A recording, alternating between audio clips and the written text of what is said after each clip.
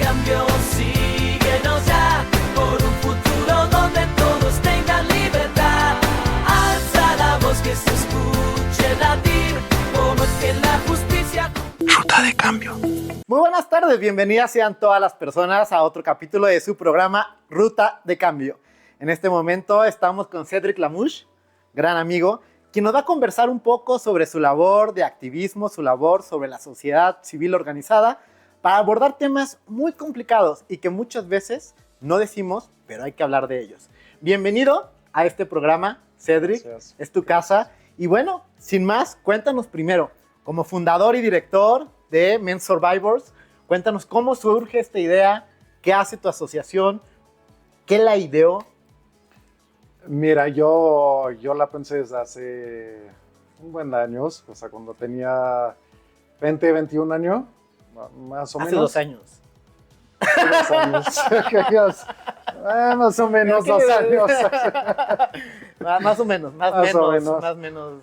Y sí que yo pasé por abuso sexual y todo, y dije, pues un día tengo que hacer algo al respecto porque no hay organización realmente que se encarga de los hombres y que tocar el tema. Entonces dije, pues un día u otro voy a hacer esto. Pasó el tiempo, llegó la pandemia y ahí dije, no, pues ya tengo tiempo, tengo todo el tiempo del mundo para hacerlo.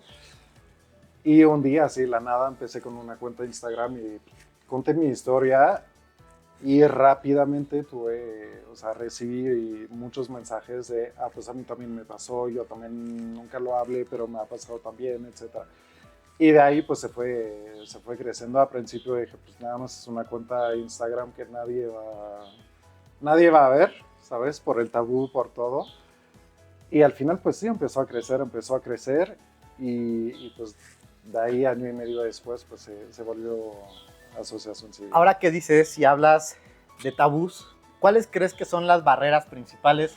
Y creo que pueden ser de muchos tipos, tanto barreras internas como barreras externas, no factores del entorno de la sociedad misma, del mismo gobierno, de los estados, etcétera, pero también internas porque se necesita mucho valor para contar una historia, pero al final de cuentas, la empatía, que también de eso se trata este programa, de fomentar acercamientos muchísimo más empáticos por parte de la base de personas que sienten y que han vivido experiencias y que los llevan a transformar y finalmente a ser útil como estas experiencias para transformar la sociedad. ¿Cuáles crees que son las barreras pues, más delicadas, más trascendentales, tanto externas como internas, pues que hacen que estos temas no siempre se hablen? Y lo que es peor es que cuando no se hablan las cosas, se invisibilizan y no se atienden. Contexto. Masculinidades en silencio. ¿Qué pasa cuando a los hombres les enseñan a no sentir, a no hablar y a no pedir ayuda? El silencio no es falta de sufrimiento, es una imposición social que les niega el derecho a ser reconocidos como víctimas. En nuestra sociedad, la masculinidad se asocia con fortaleza, invulnerabilidad y control. Estas ideas han creado un estigma que impide a muchos hombres identificar, procesar o denunciar situaciones de violencia sexual que han vivido. Callan por vergüenza, por miedo a no ser creídos, por temor a ser ridiculizados o incluso por no tener a dónde acudir. Este tipo de violencia es estructural, porque no solo se da en el momento del abuso, sino que se reproduce cuando el sistema, desde las instituciones hasta el entorno social, no los reconoce como víctimas. La violencia contra los hombres está invisibilizada. En la mayoría de los estados no hay protocolos de atención diferenciada, ni suficientes servicios psicológicos o jurídicos pensados para ellos. Las investigaciones muestran que los hombres que sobreviven a la violencia sexual son etiquetados como inverosímiles o contradictorios, simplemente por no ajustarse a la imagen tradicional de la víctima. Se duda de sus testimonios, se ignoran sus emociones y se les excluye de los mecanismos de reparación integral. El sistema legal, sanitario y social aún opera sobre un modelo que presupone a la víctima como femenina y al agresor como masculino, dejando fuera a quienes no encajan en esa narrativa. En contextos como los conflictos armados, la violencia sexual contra hombres ha sido utilizada como estrategia para humillar, controlar o castigar. Sin embargo, esta violencia suele permanecer fuera de los registros, de los informes oficiales y de las estadísticas. La exclusión de los sistemas de verdad y reparación perpetúa una forma de violencia institucional basada en el silencio. Las cifras revelan la magnitud del problema. En contextos como el sistema penitenciario, casi 1 de cada 10 hombres ha reportado haber sido víctima de abuso sexual. Y a nivel nacional son muy pocos los hombres que denuncian agresiones de este tipo. No porque no ocurran, sino porque no se habla de ellas. Porque no se espera que ellos también necesiten protección. Reconocer que los hombres también pueden ser víctimas es un paso hacia una justicia más incluyente. Porque la violencia no distingue género y el derecho a sanar tampoco. O sea, te diría que hay 3 principales. O sea, la primera es obviamente pues, el tema del machismo. O sea, que el hombre no llora, no sufre, no está triste. Nos han enseñado que el hombre no llora. Exacto. Y que el hombre no sufre. O nos han hecho creer que pues, no se puede. Entonces, pues eso te diría es la primera barrera. O sea, para hablar, pues es como de, pues, si siempre me dijeron que el hombre pues, no puede ser víctima, pues entonces... Por la idea de la propia puedo hablar. masculinidad. Exacto. La segunda, hay mucho miedo al entorno. O sea, de qué va a pasar cuando lo voy a hablar, qué van a decir, si me van a creer, si me van a revictimizar, si me van a... O sea, todo este tema de qué va a decir y qué me van a regresar, como de qué mensaje me van a regresar al momento que yo hablo. O que voy a ganar, ¿no? A lo mejor dices, no voy a ganar o qué voy nada, a perder. O que voy a perder. Ajá. Exactamente. Y el tercero, te diría, ahí sí es pues, el sistema judicial. Ahorita hablamos del sistema judicial. Sí. Vamos a tener toda una intervención sobre el sistema judicial. Ahí este punto. Pero antes de abordar críticas constructivas, porque también nos van a ayudar a impulsar mejoras, la idea es, ¿a ti qué te motivó entonces a romper con estas barreras? ¿En qué momento dices, basta? Pues sí hay mucho entorno, porque claramente también te afecta, nos afecta obviamente, pero ¿en qué momento tomas ese valor y esa decisión puntual de decir, basta, yo voy a hablar? Hubo, sí que es 2 cosas. La primera fue personal, porque llegué a México y nadie sabía mi historia en México y hay un momento que otra vez la quería contar. O sea, eso te diría es el primer factor. El segundo es que, por suerte, por haber vivido en Francia, podía hacer el comparativo, ¿sabes? De lo que está pasando en Francia con el tema y lo que está pasando aquí con el tema. Y nació como un tipo, no es coraje, pero, ¿sabes? Me frustró ver que en México no se tocaba el tema. O sea, me frustraba mucho y dije, pues, yo tengo la historia, yo ya la tengo resuelta, entonces, pues, si puedo agregar algo. Sí. Es muy interesante esta perspectiva comparada, porque yo creo que también, pues, la construcción de un derecho muchísimo más dúctil, muchísimo más flexible, más societario, también tiene que ver con esta idea de mirar otros ejemplos, buenos o malos, ¿no? Para ver lo que no debemos hacer y para ver lo que podemos mejorar o para tomar lo que está bien y mejorarlo también. En un comparativo así rápido de esta decisión que nos cuentas, ¿qué cosas veías tú, por ejemplo, en tu situación en Francia que no ves en México? ¿Qué te hizo como este contraste de decir, no puede ser? El tema dinero. Dinero, presupuesto. Ajá. No, ni siquiera presupuesto, te voy a decir. El tema de, si hago el comparativo en México, el dinero, pues te da la justicia básica. O sea, es casi el que más tiene dinero. Aquí. Ajá. El que más tiene dinero, pues más chance, entre comillas, llega por tener mejor abogados, por tener todo esto. Porque tiene más acompañamiento de poder Ajá. pagar a una persona que los oriente en un sistema de justicia que resulta muy complicado a veces. Exacto. En México, ¿no? O En sea, México. No hay asistencia, digamos, más bien al revés.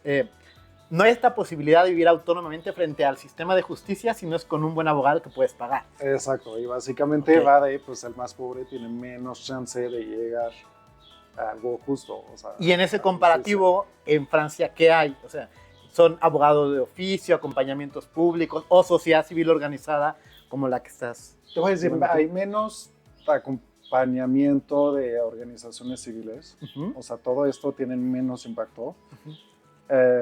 Lo que hay es que creo que hay también menos diferencia en tema económico. Claro. Entonces, como que lo hace más equilibrado, ¿sabes? De acuerdo. Obviamente hay diferencias, pero son mucho menos pues, Polarizadas, México. menos. Exacto. O el sea, México abismo. son 2 extremos. Sí. Y ahí, pues, sí, creo que es la mayor diferencia y obviamente, pues, la formación cuando vas a denunciar y todo, pues el proceso está un poquito más leve, más amigable, digamos, en Francia que aquí. O sea, como que ¿Cómo ha hay una madurado sensibilización. tu sociedad civil? Como dices, empezó con una idea de contar los temas de los que nadie quería hablar. Vamos a visibilizar una problemática social que no es exclusiva de México, desde luego Sí, no, ahí es es todo el una mundo. lamentablemente es una problemática mundial, ¿no? Pero cierto es que son temas de los que no siempre se quieren hablar. Y empieza con esta idea de vamos a tocar estos temas de los que tenemos que hablar y luego va evolucionando una sociedad civil. Y hoy por hoy, ¿cómo generas este acompañamiento? ¿Qué tipo de actividades hacen? Digamos, ¿qué hay detrás de Men Survivors? Detrás de eso, principalmente es acompañamiento. O sea, es decir, que si una víctima quiere hablar, etcétera, pues ahí tiene un espacio donde, o sea, donde puede hablar, donde puede expresar como, no sé, por ejemplo, sus dudas, sus preguntas, etcétera. Entonces, pues toda la parte de orientación psicológica, que ahí es con psicólogos y psicólogas que realmente saben del trauma, o sea, no es cualquiera que se mete con la asociación, no porque quieren, pues pueden estar Claro, ahí. que es mucha responsabilidad pública Exacto. y humana también, ¿no? Personal con la persona que te está buscando. Exacto. Todavía la parte legal no, o sea, porque no se ha hecho todavía, por un motivo u otro no se ha hecho, pero está planeado, así que eso, o sea, sí se va a hacer, y mucha información, o sea, porque es un tema que está bastante desconocido en México, falta mucho, Claro. y ahí también explicar desde las bases.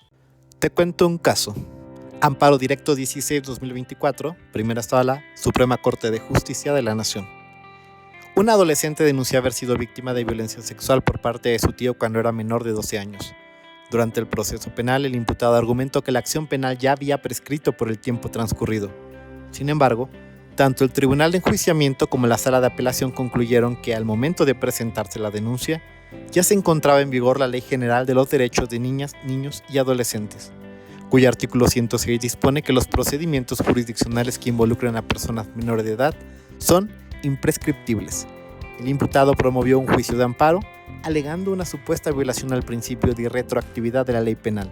No obstante, la Corte sostuvo que la imprescriptibilidad no se aplica de forma retroactiva, sino que constituye una medida especial de protección que se activa desde el momento en que la víctima está en condiciones físicas, emocionales y materiales para denunciar. La sala reconoció que la violencia sexual contra personas menores de edad es una experiencia profundamente traumática, cuyas secuelas físicas, emocionales y sociales afectan gravemente su desarrollo integral. Estas circunstancias pueden impedir la denuncia durante años o incluso décadas. Por ello, aplicar reglas de prescripción ordinaria en estos casos equivale a cerrar la puerta del sistema de justicia en el momento en que las víctimas logran abrir la del habla. El fallo aprobado por mayoría establece que el interés superior de la niñez y el principio pro persona deben guiar la interpretación de las normas procesales y penales. La prescripción no puede convertirse en un mecanismo de impunidad, menos aún frente a delitos de esta gravedad. La responsabilidad penal, en todo caso, debe determinarse con pleno respeto al debido proceso y al estándar de prueba más allá de toda duda razonable. Este precedente marca un avance importante en la garantía de acceso a la justicia para las víctimas de abuso sexual infantil. Reconoce que el trauma no sigue los pasos ni los plazos del derecho penal y que la ley debe adaptarse a las realidades psicosociales de quienes han vivido violencia extrema.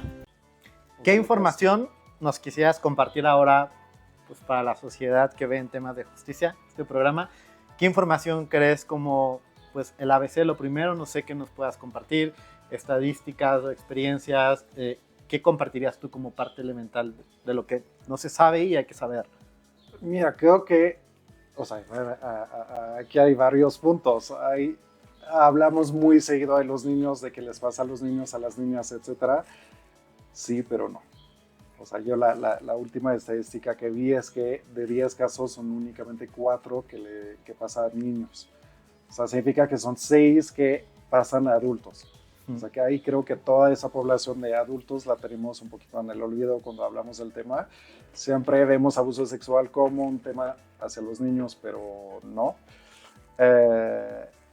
Hay toda la parte de, pues, entender también lo que es. O sea, como siempre digo, hay juego, que todo lo que es, sí que todos los juegos sexuales y todo, de juegos de rol y todo, y fantasías y todo lo que quieras, que esto es una cosa, está muy bien, pero hay toda la parte de agresión y agresión. Todo lo que ahí se es convierte otro. en violencias, Exacto, en esta que son incapacidad de dos decir cosas. no y que terminan, pues, hasta jurídicamente, pues hay muchas situaciones que son violaciones en realidad, Ajá, ¿no? O exacto. violaciones ocultas dentro de un sistema que te ha dicho que a lo mejor se trata, pues, de juegos sexuales o que no supiste decir no, o cosas tan básicas, lo voy a decir porque alguna vez comenté con un compañero, cosas como de que se quiten el condón, ¿no? O sea, Exacto. sin tú haber autorizado una práctica de ese tipo, porque hay que decirlo con todas sus letras. Ajá. Eso, cuando tú dices no y pasa eso, pues es una violencia sexual que tiene la figura de violación. Stealthing, cuando el consentimiento se rompe sin avisar. El consentimiento no es un detalle, es la base de cualquier encuentro sexual libre y digno. Y cuando se rompe, también se rompe la confianza, la salud y la libertad sexual de una persona. El stealthing, quitarse el preservativo durante una relación sexual sin consentimiento, es una forma de violencia sexual que viola el derecho de las personas a decidir sobre su cuerpo, su salud y su vida reproductiva. Esta práctica no consensuada altera las condiciones bajo las cuales se otorgó el consentimiento y por tanto invalida el acuerdo original. Los derechos sexuales reconocidos en México incluyen el de vivir la sexualidad sin violencia, decidir libremente sobre el cuerpo y estar informado sobre los riesgos asociados a la actividad sexual. La Organización Mundial de la Salud ha definido la sexualidad como un aspecto central de la vida humana que se expresa de forma física, emocional y relacional y que debe estar libre de coerción, discriminación o abuso. Diversas instituciones y expertos han calificado al stealthing como una forma de agresión sexual o incluso una violación equiparada, ya que engaña a la persona sobre las condiciones del acto sexual y le expone a riesgos no consentidos como embarazos no deseados o enfermedades de transmisión sexual. A nivel internacional hay precedentes jurídicos. El consentimiento sexual es libre, informado y continuo. Si se altera a escondidas, se rompe el pacto y se vulnera la autonomía. Quitárselo sin avisar es una forma de violencia sexual. Yo aquí, mi pecho no es bodega, digo las cosas jurídicamente como son. Sí, y yo como siempre digo, en tu cama es lo que se te da la gana. Siempre y cuando Pero sea como consensuado. todo, hay reglas. Ay, O sea, claro. pues más bien eso. Y bueno, es un dato muy interesante, ¿no? Si hay violencia sexual de adultos, hombres, Sí. que callan. Y se lo guardan mucho por todo lo que habíamos comentado. Y en caso de los hombres, como que siempre decimos, o sea, siempre pensamos de que a los hombres no les pasa. Eso es lo que creemos. Si vemos también las cifras, o sea, de 100 víctimas, 10 son hombres. O sea, entonces creo que es un porcentaje que no es negligible. Claro. O sea, Y cifras, pues que son cuestionables porque Muy pues, no vamos a cuestionables. saber nunca en realidad. No vamos a medir con el mismo estándar la posibilidad de que una mujer denuncie una agresión sexual, que también tienen problemas estructurales graves, que también claramente son cifras que pueden no ser reales porque también callan, pero esto se intensifica cuando se trata de un hombre que pues claramente por el y son entorno cifras muy por no lo debajo. van a, no tienen la posibilidad de sentirse seguros de hablar de lo que les pasó. Sí. Y son cifras muy por debajo de la realidad. Te voy a decir, en los 4 años que empecé con esto, te puedo decir que hoy por hoy, si te lo hago aproximadamente, o sea, sin haber hecho el cálculo, pero son casi la mitad de los hombres que conozco, que a un momento u otro sí fueron violentados. O sea, casi la mitad. También estoy metido en el tema, entonces pues ayuda a que la gente me hable más y todo. Claro, la confianza de que contaste Exacto. tu historia y generas esta conexión empática, de decir, bueno, siento un lugar seguro de Exacto. contarle sin sin sentirme juzgado. ¿no? Que es Exacto, finalmente pero es eso, son ¿no? casi la mitad de los hombres que conozco, o sea, es bastante. ¿Qué más información nos compartirías? Así que te diría, creo que lo que falta mucho y lo que se necesita mucho, como te decía, primero es informarse y eso es a la mano de todo el mundo con internet, con todo, es muy fácil.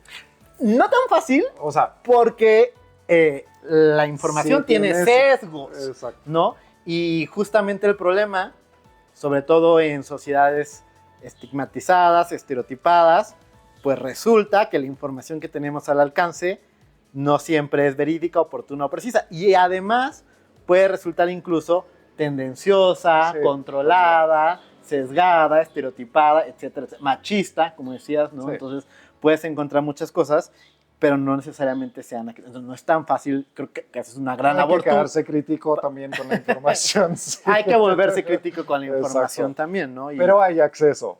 hay o sea, acceso, sí, hay exacto. posibilidad de acceso. Y te diría, creo que lo que falta mucho es, siento que este tema se está volviendo un tema de casi hombres contra mujeres. O sea, Ya. se divide en dos géneros así y es uno contra el otro. O sea, y a mí es algo que, o sea, Es un... me molesta un poco porque Claro. más bien debería de ser sociedad contra agresores. sexuales. Y Eso es hasta cierto. contra, no me gusta tanta la palabra porque tampoco es una guerra, pero, o sea, más bien sociedad unida. Y Lo que pues, pasa es que hay muchos tipos de feminismo y hay unos feminismos que han sido malentendidos. Ajá. En realidad el feminismo lucha contra conductas machistas y patriarcales. Y eso poco tiene que ver en realidad, bueno, algo pero no todo, con el género de una persona. Ajá. La lucha machista, la lucha contra el machismo, la lucha contra las sociedades patriarcales, pues es una labor de todos. De hecho, hay machismos y hay patriarcado dentro de las mismas mujeres. Sí. Y hay posiciones feministas de personas que se reconocen como hombres. Al final de cuentas, no es una lucha de género. Es una lucha de agresores sexuales Exacto. y de los factores de opresión que han llevado a una sociedad a construir, a silenciar este tipo de prácticas justamente de agresores frente a las víctimas. Entonces, tienes toda la razón. Y entiendo también, por eso decíamos de la información.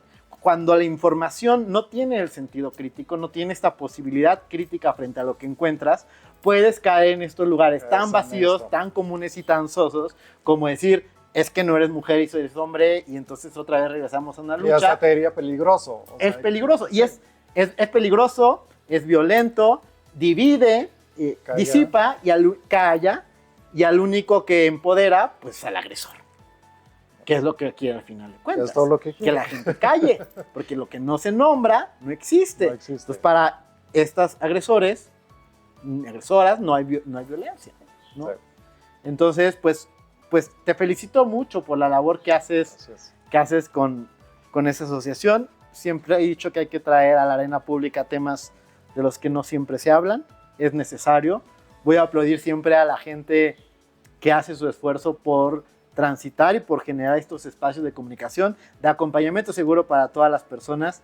Y pues hay más proyectos en puerta. Hablando del tema, por ejemplo, bueno, antes de pasar a temas sobre más proyectos, mencionaste hace rato una palabra clave, y es una palabra clave de este programa, porque en realidad así surgió un poco y así se construyó, y tiene que ver con los graves problemas de justicia en México. Cuando empezamos con Ruta de Cambio, siempre dije que este programa pues iba a tener un sentido muy crítico sobre la labor de la justicia en México, aún yo, dedicando tantos años a la judicatura y tantos años a la administración de justicia. Nunca debemos perder el sentido crítico, porque si lo perdemos no podemos mejorar las cosas, y las cosas siempre pueden ser mejores. La idea de este programa también es que la gente de la sociedad venga a decírnoslas para ver cómo mejorarlas. Entonces, sin tapujos, porque nuestro pecho Ahí no te es va el bodega, francés ahí. que salga el francés, un francés que quiere mucho a México, porque estoy viendo aquí tiene Ahí tengo el México. tiene un México muy bonito aquí. ¿Cuáles son uno de los grandes problemas de justicia en México?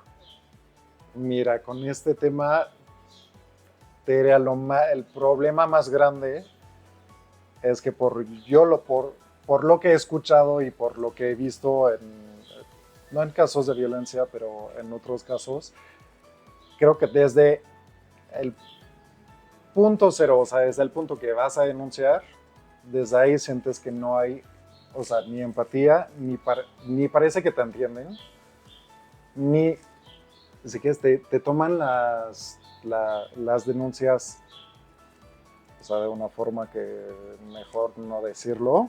O sea, he visto carpetas que la misma persona tiene 3 edades diferentes.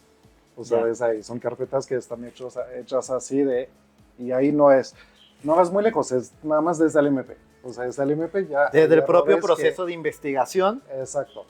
de los delitos, pero vamos a /delitos, pues violencias, Ajá. ¿no? Violencias que no son bien investigadas, que no son bien escuchadas además, ¿no? Que son- A quien llega, porque el primer papel del acercamiento del Estado para las víctimas, es una labor que debe ser relativamente sencilla, que es escuchar y registrar, ¿no? Exacto, y falta mucha psicología, creo también. O sea, este lado psicológico, cuando una persona llega a un MP, o sea, te digo, por una situación personal, estuve en caso, o sea, en un MP y todo, no hay ninguna consideración, al menos en este MP, no hubo ninguna consideración, o sea, ni empatía, ni siquiera estás en sentir, tú eres nada. Claro. ¿Sabes? Como que hay este lado, y te voy a decir un ejemplo muy, muy simple, un muy cercano, clásico, un caso clásico que le montaron un delito y todo, que al final pues fue declarado inocente. Lo detuvieron, empezó brote psicótico, o sea, es decir, que empezó a alucinar, empezó a escuchar voces, etcétera, o sea, que se empezó a poner muy mal. Lo trasladaron a un penal, y yo cuando les dije a los del MP, necesita algo psicológico porque ya se está volviendo, o sea, se está poniendo muy mal, la persona ya psicológicamente ya no va, lo que me contestaron fue, ay, no te preocupes, es normal, la primera vez siempre les pasa eso. Que se acostumbren pues a esa parte. Exacto. Y de violencia. Desde ahí no toman en cuenta, o sea, el Sí. lado, como que el lado humano, ¿sabes? De, si alucinas y escuchas cosas, no pasa nada, da igual. Es cierto, O sea, fíjate ¿sabes? que estaba... Parece que no hay formación, ¿sabes? No hay formación y se hacen estructuras que lejos de ayudar, agrupan y destrozan y generan Sí. el poder. Lo que pasa es que hay que tratar de fluir cómo cambiar las cosas para mantener el orden, la seguridad, pero mejorar, no hacer esto. Te comento esto porque ayer estaba con un gran amigo que también trabaja dentro de reclusorios, paréntesis, el tema de la investigación forma parte de un andamiaje muy grande del sistema de justicia, no es propiamente una labor jurisdiccional de jueces y magistrados, pero tampoco podemos permanecer ajenos porque es toda una cadena que se va uniendo para la percepción pública sobre el sistema de justicia en México, desde los MP, las investigaciones, hasta los posibles procesos jurisdiccionales, apelaciones, etc., ¿no? Eso, estaba con un amigo que trabaja en reclusorios, que trabaja con proyectos culturales, atendiendo a personas privadas de su libertad, y el trabajo cultural, aun cuando se enmarcaba en procesos de reinserción social bastante importantes para las personas, porque yo soy un fiel convencido de que la cultura, al ser muy espiritual, es una de las pocas vías que de verdad funcionan para la reinserción social, pero me decía, hay ciertos problemas porque a la autoridad no le gusta que la gente se sensibilice, porque entonces se vuelve caótica. Sí. Prefieren que vivan sometidos en la violencia porque entonces no dicen nada y se van con el sistema. Y me cuadra mucho con lo que dices ahorita, está teniendo esto, deja que se acostumbre, pero deje que se acostumbre a la insalubridad mental. Exacto. O sea, Normaliza la poca salud mental de la persona. y más que normaliza, no les importa. O sea, básicamente no les importa. Es que cuando Hasta todavía peor. cuando te vas envolviendo en estos procesos, pues llega no solo se normaliza para la persona, se normaliza en la práctica judicial hasta que Para entonces todo el vas sistema. perdiendo todo el sistema. Exacto. Vas perdiendo entonces, pues sí, un poco de alma. Y te De voy a una manera decir muy algo. romántica, dicho, ¿no? Pero Sí. vas perdiendo un poco de humanidad, Totalmente. de la propia humanidad. Y hubo otro caso que me llegó ahí no fue el hombre en sí, pero fue una cercana de él, que me dijo es que fue a denunciar y el MP le dijo, como eres hombre no puedes ser víctima, entonces no hay nada que denunciar. O sea, desde ahí y se rehusaron a tomar la denuncia. Sí, por supuesto. O Porque sea, esto- como que son casos así que dices, ya, nada más desde ahí ya hay que cambiar esto. O sea, desde la base, ni siquiera voy más alto. Sí, hace falta mucha sensibilidad en las Sí. primeras caras del sistema de justicia con las personas. Sí. Y sí es un tema que tiene que ver con una reforma urgente a fiscalías, ministerios públicos, fiscalías, porque son quienes les reciben. Pensemos, ¿cómo podemos aspirar a un mejor sistema de justicia si cuando una persona llega a denunciar le dices, tú no puedes denunciar? Y esa persona se fue con una vivencia de una violencia que ha afectado a todo su entorno, su salud física, mental y espiritual, a su casa, sí, que el Estado haya hecho algo para escucharle primero y luego investigar. Y hay ¿Cómo otro- podemos después criticar que esta persona no tenga fe en el sistema de justicia en México? ¿No? Y te voy a comentar un último ejemplo típico de cómo están formuladas las leyes. También con este tema, que yo tengo no un conflicto, pero pues típico con la ley Olimpia. Legislación. Ley Olimpia. Cuando lo íntimo se protege por ley. Difundir imágenes íntimas sin permiso no es un escándalo, es violencia. Y en México, también un delito. La llamada Ley Olimpia no es una ley única, sino un conjunto de reformas legislativas que tipifican como delito la violencia digital. Es decir, toda acción que vulnere la intimidad sexual de una persona mediante medios digitales sin su consentimiento y con un impacto en su dignidad, su vida privada, su integridad. Estos tipos penales incluyen conductas como la difusión, la reproducción o publicación de contenido sexual íntimo, como videos, fotografías o audios, sin consentimiento, así como amenazas, acoso, hostigamiento o cualquier forma de agresión digital vinculada a la intimidad de la víctima. Contrario a lo que muchas personas creen, la Ley Olimpia no solo protege a las mujeres. Hombres, personas no binarias y cualquier víctima de violencia digital puede invocarla. De hecho, en 2022, un hombre en Coahuila utilizó este marco normativo para denunciar la difusión no autorizada de imágenes íntimas por parte de su expareja. Como señaló Olimpia Coral Melo, promotora de la reforma, la primera reforma, la ley aplica para todas las personas sin distinción de género. Actualmente esta reforma está vigente en cuando menos 28 entidades del país. Las sanciones varían según la legislación local. En la Ciudad de México, por ejemplo, las penas pueden ir de 3 a 6 años de prisión, además de diversas multas.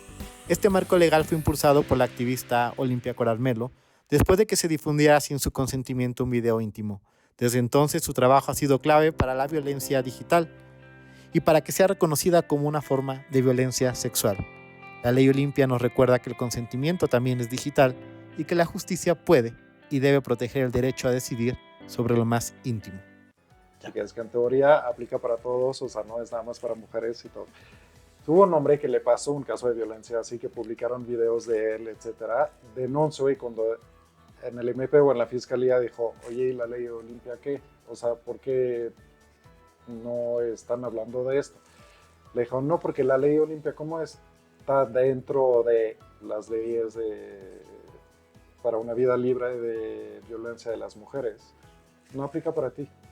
Cuando en realidad sí la ley pues aplica para todos, pero pues también dentro de los MPs, dentro de las fiscalías, pues te las arreglan como quieran.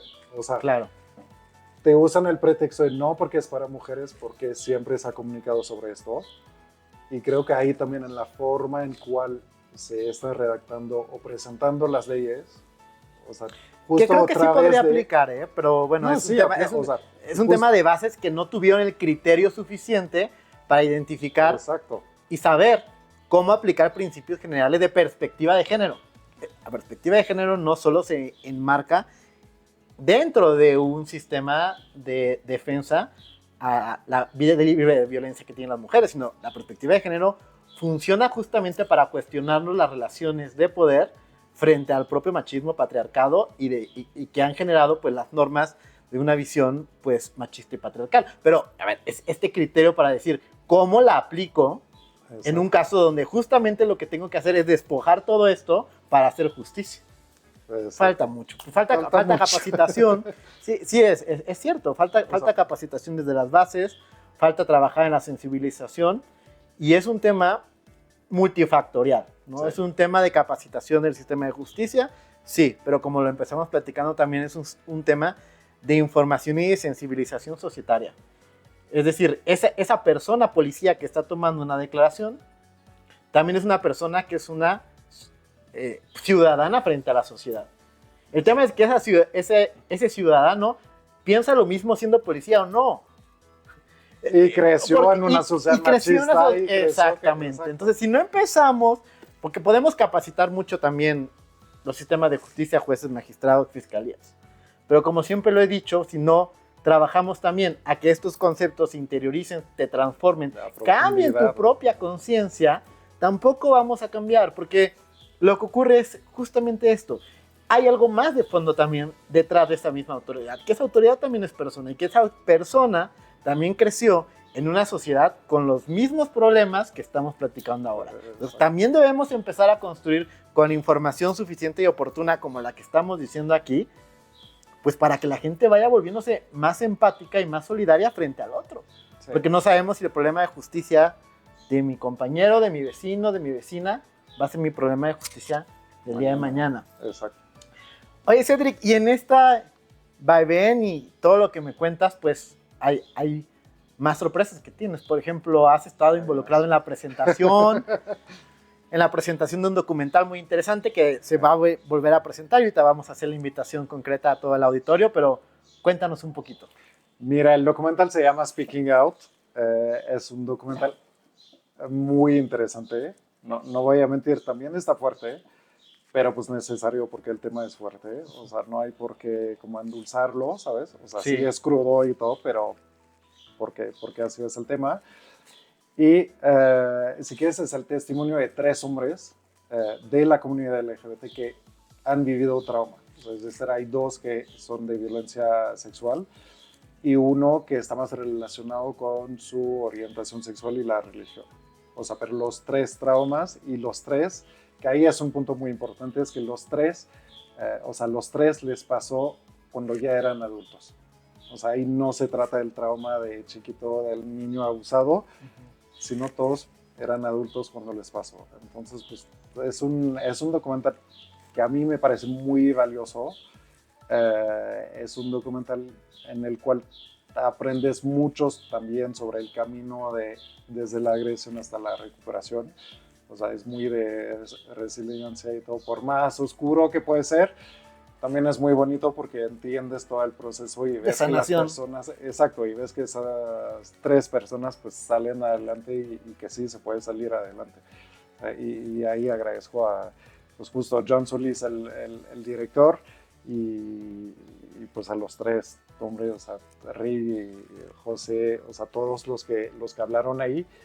Y justo regresa a la Ciudad de México, como dices, en el festival Mix de la Ciudad de México que acaba de ser seleccionado.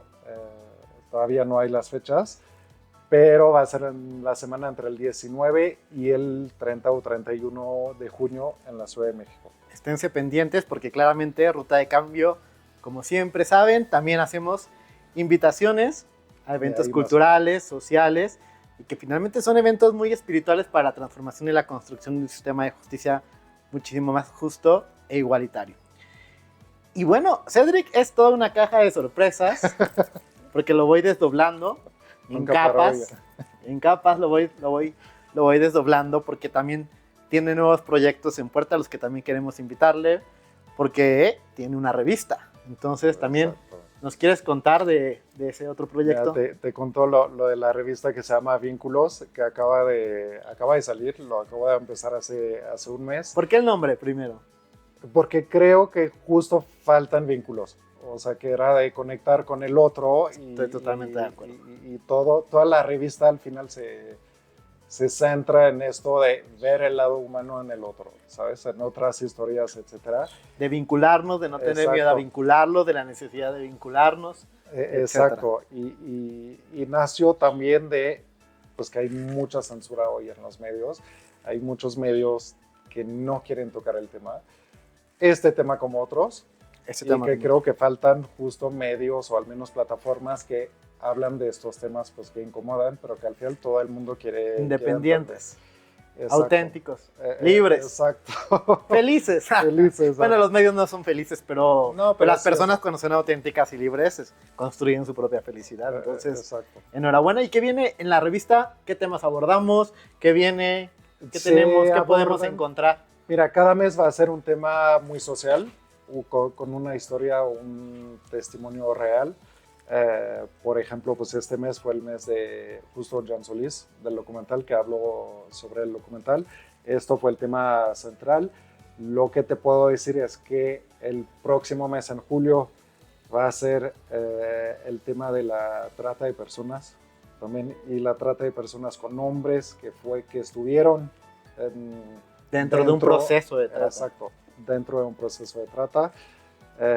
Agosto también, ya tengo casi todo planeado, pero agosto va a ser un tema todavía menos hablado, que hay con suerte, pues es alguien que estuvo en Barrientos, adentro de Barrientos, y Presidio es una persona que fue, o sea, sí declarada inocente, etcétera, que fue comprobado que no había hecho nada, pero que mandaron a Barrientos. Entonces, y que justo va a hablar de las condiciones ahí adentro de un penal. Exacto, y de lo que ha visto, de lo que ha vivido, no tanto de la parte del delito, sino de realmente qué está pasando adentro y desde su propia visión lo que urge cambiar. O sea, hay gente que dice, no, es que están en la cárcel, si ya están privados de la libertad, se lo merecen y merecen lo peor y todo. Pues sí, pero no. O sea, también hay límites. No, por supuesto que no. Y además estamos en proceso de investigación, y aún con procesos de investigación en puerta, sean inocentes o culpables, todas las personas tienen derecho a una subsistencia y una existencia digna. Exacto. Una cosa es la privación de la libertad. Las personas privadas de la libertad, incluso culpables por sentencia firme, también tienen derechos. Exacto. Por supuesto, si nosotros transitamos también una sociedad donde la idea sea más vengativa que de reinserción, donde decir, te lo mereciste y te quedaste, y no sanamos nada, no construimos nada, nos guardamos rencores y sí nos destruimos mucho. Pero además me encanta el perfil de tu revista porque tiene un toque muy fashionista, muy fresco, me parece que es atractivo, de alguna forma es un enfoque muy atractivo y eso no resta la profundidad con la que se abordan los temas que podemos encontrar adentro. Entonces a mí me gusta mucho ese perfil. Es justo lo que quería transmitir, de quitar un poquito de este lado morbo, así, ¿sabes? Sí. Y volverlo más amigable con esos temas, sin quitarles la importancia, pero pues justo, o sea, como quitar este miedo de... Claro, voy a entrar en un tema difícil, pero más suave también. Quitar un poquito estas barreras de... Exacto. Pues de ver algo que no sé con qué me voy a encontrar y a lo mejor este temor que es muy válido, que es muy humano, a través de un producto que resulta atractivo y a lo mejor más amigable. Porque la realidad es que en sociedad somos más amigables. Lo que pasa es que cuando se tocan las formalidades de temas muy profundos o muy sensibles, a veces tendemos a revestirlos, ¿no? Como de ciertas barreras, como de ciertas solemnidades. Lo malo de eso es que también perdemos información en el proceso. Oportunidades de obtener información en el proceso. Sí. Entonces me gusta mucho tu proyecto justamente porque juega pues, con esta psicología humana de perderle el miedo, ¿no? De perderle el miedo a lo que podemos encontrar, de lo que podemos hablar y de cómo lo podemos manejar. Y al final un miedo que no tiene lugar.